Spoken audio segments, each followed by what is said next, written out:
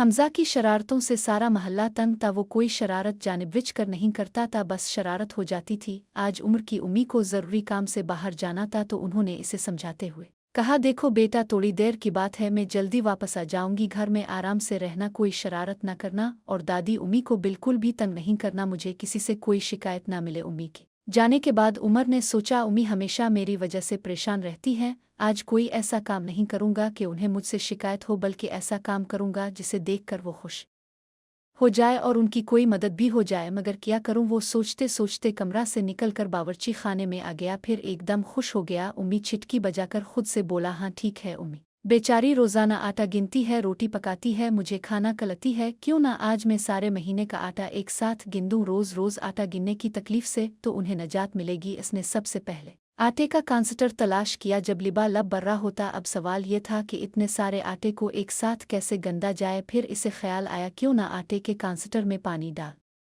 दिया जाए। इसने ऐसा ही किया, जितना पानी कांसटर में आ सकता था जुग की मदद से इसमें डाला। फिर ये सवाल था कि अब इसे गंदा कैसे जाए। अचानक इसकी नज़र इसे मोटे से डंडे पर पड़ी, जिसे उम्मी मसाला खोटने के लिए इस्तेमाल करती थी। बस फिर किया था, डंडे को ज़ोर ज़ोर से कांसटर में डालकर खूब हिलाया, खूब हिलाया। थोड़ी देर में पतला पतला लई जैसा आटा तैयार था। वो ये तो आटा गौन गया, उम्मी आएगी तो कितना खुश होगी। अब इसे उम्मी की आमद का इंतज़ार था। जैसे ही दरवाजे की गिनती बजी, वो दौड़कर दरवाजे पर गया। दरवाज़ा खोला तो इसे देखकर उसकी उम्मी की चीख निकल गई और वो बेइख्तियार बोरी बबूत। जैसे ही दरवाजे की गिनती, वो उम्मी की हाथ पकड़कर खुशी खुशी उन्हें बोरची खाने में ला आटे का कांसटर दिखाया और दाद तलब नज़रों से उम्मी की तरफ देखकर बोला, हाँ तो उम्मी जान, आपको ये सब देखकर खुश हुई? उम्मी बोली, बहुत ज़्यादा। फिर उन्होंने वही मसाला खोटने वाला डंडा उठाया और आगे, अब खुद समझदार है,